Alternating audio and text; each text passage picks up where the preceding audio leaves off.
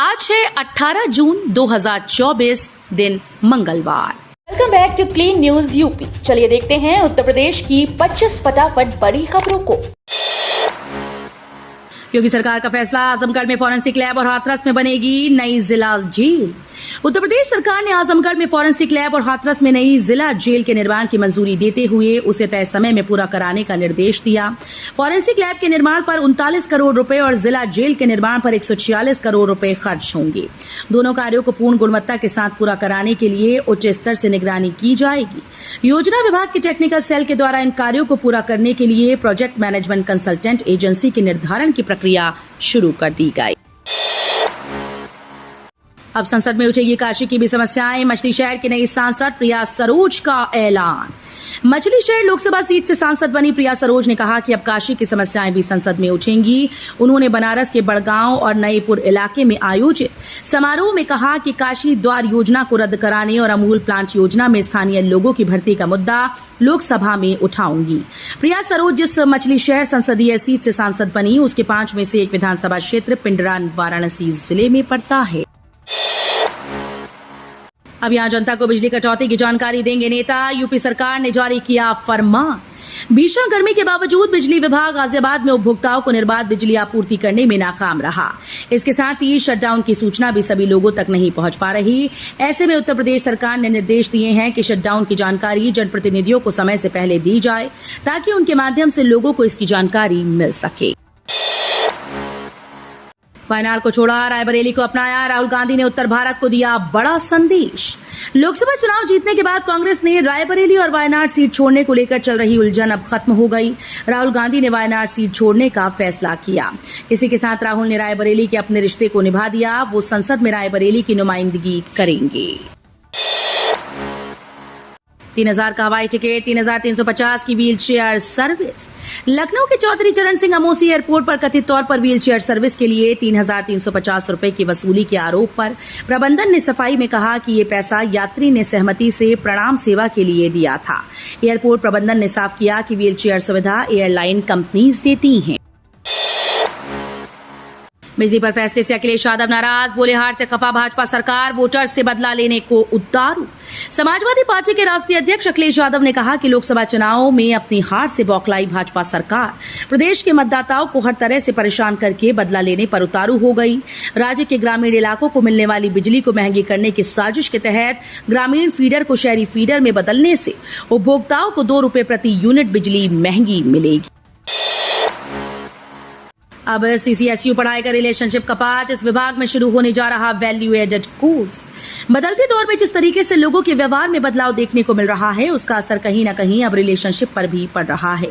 चाहे वैवाहिक रिश्ते, पारिवारिक रिश्ते हों या फिर गर्लफ्रेंड बॉयफ्रेंड, सभी में तकरार की स्थिति बनी रहती है। कई बार यही तकरार एक विकराल रूप भी ले लेती है। यूपी में फार्मासिस्ट के 397 पदों पर निकली भर्ती। लोकसभा चुनाव खत्म होने के बाद प्रदेश में सरकारी विभागों में भर्ती की प्रक्रिया शुरू कर दी गई है। बीते दिनों मुख्यमंत्री योगी आदित्यनाथ ने विभिन्न भर्ती आयोगों के अध्यक्षों के साथ बैठक कर जल्द भर्ती प्रक्रिया शुरू करने के निर्देश दिए थे। उत्तर प्रदेश अधीनस्थ सेवा चयन आयोग ने होम्योपैथिक फार्मासिस्ट के 397 पदों पर भर्ती के लिए विज्ञापन जारी कर दिया। नोएडा प्राधिकरण के अफसरों को दफ्तर में घुसकर दी धमकी, 13 के खिलाफ एफआईआर।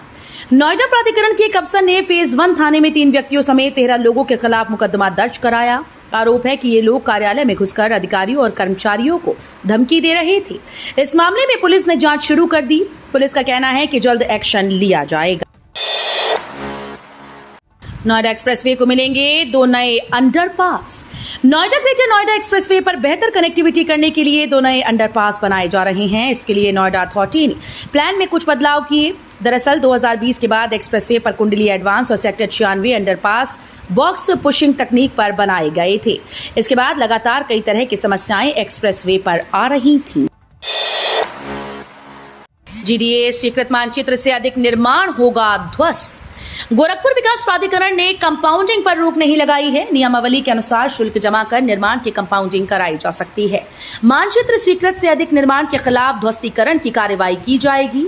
वहीं निर्माण शमन नहीं किया जाएगा जिसमें ध्वस्तीकरण करना अनिवार्य होगा। यूनिटेक प्रोजेक्ट के बायर्स को अगस्त से जमा करना होगा बकाया पैसा। उत्तर प्रदेश के नोएडा में यूनिटेक के प्रोजेक्ट में कई साल से रुका काम 2 महीने में शुरू होने की तैयारी है।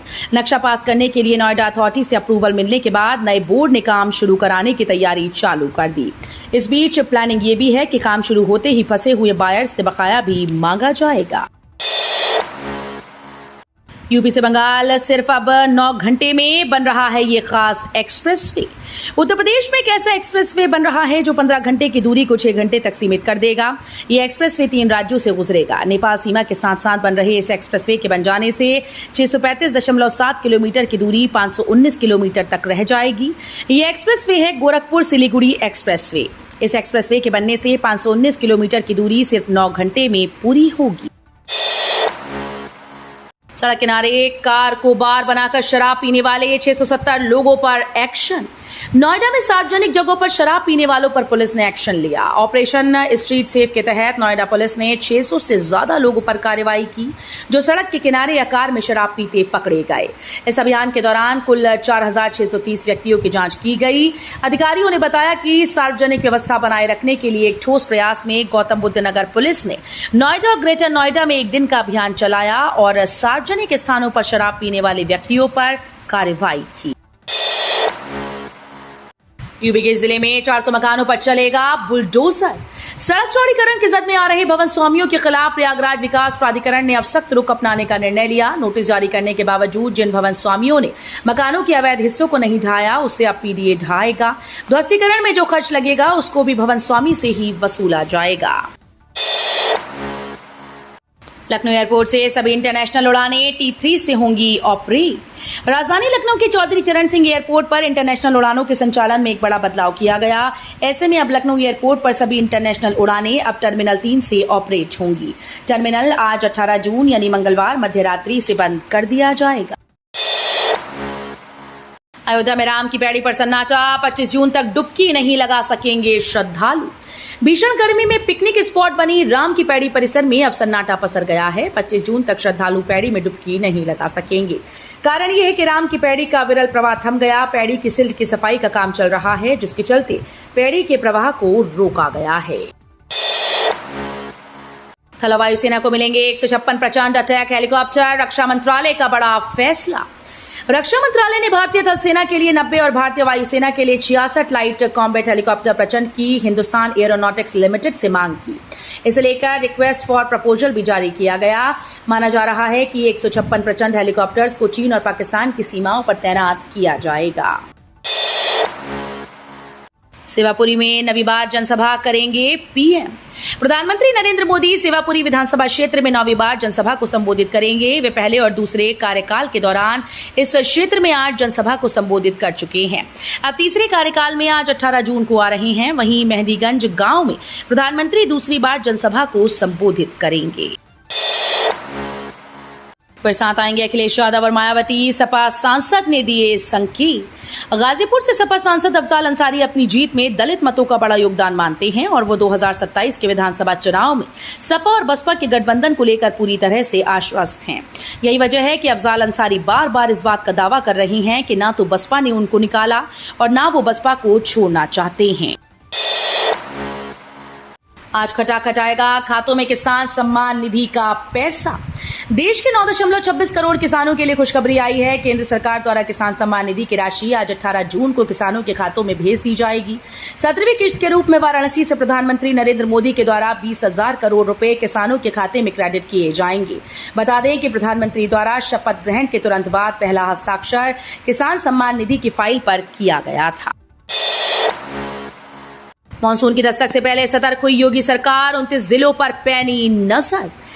मुख्यमंत्री योगी आदित्यनाथ ने उच्च स्तरीय बैठक कर मानसून की सक्रियता के बाद बाढ़ की स्थिति से निपटने के लिए अधिकारियों को खाका तैयार करने का आदेश दिया था ताकि प्रदेशवासियों और उनके मवेशियों को समय रहते सुरक्षित स्थान पर पहुंचाया जा सके। राहत आयुक्त जीएस नवीन ने बताया कि मुख्यमंत्री की मंशा के अनुरूप बाढ़ की स्थिति से निपटने की तैयारियां शुरू कर दी गई। कक्षा 8 के विद्यालयों में बड़ा अवकाश। अब 24 जून को खुलेंगे स्कूल। भीषण गर्मी को देखते हुए उत्तर प्रदेश बेसिक शिक्षा परिषद के अधीन संचालित कक्षा 1 से 8 तक के परिषदीय विद्यालयों एवं मान्यता प्राप्त विद्यालयों में ग्रीष्मकालीन अवकाश 24 जून तक के लिए बढ़ा दिया गया। छात्र छात्राओं की कक्षाएं 28 जून से चलेंगी। पहले ये अवकाश 15 जून तक घोषित था। कंचनजंगा एक्सप्रेस दुर्घटना मामले में बड़ा खुलासा, सुबह से ही खराब थी ऑटोमेटिक सिग्नलिंग सिस्टम। पश्चिम बंगाल के दार्जिलिंग में सोमवार को कंचनजंगा एक्सप्रेस बड़े हादसे का शिकार हो गई। इस हादसे में 15 लोगों की मौत हुई और 60 घायल हैं। यह हादसा तब हुआ जब रानीपत्रा रेलवे स्टेशन और चत्तरहाट जंक्शन के बीच एक मालगाड़ी ने सियालदह कंचनजंगा एक्सप्रेस को पीछे से टक्कर मार दी। प्रयागराज में 228 एकड़ के जलाशय में तैरता हुआ सौर ऊर्जा प्लांट लगेगा। उत्तर प्रदेश के प्रयागराज में 228 एकड़ के जलाशय में तैरता सौर ऊर्जा संयंत्र लगाया जाएगा। एनटीपीसी लिमिटेड और उत्तर प्रदेश राज्य विद्युत उत्पादन निगम की संयुक्त उद्यम मेजा ऊर्जा निगम अपनी टाउनशिप में रहने वाले कर्मचारियों और अधिकारियों की बिजली की जरूरत पूरी करने के लिए संयंत्र लगाएगी। तो ये थी आज की 25 फटाफट बड़ी खबरें। अगर आपको न्यूज पसंद आई हो तो वीडियो को लाइक और शेयर जरूर करें। धन्यवाद।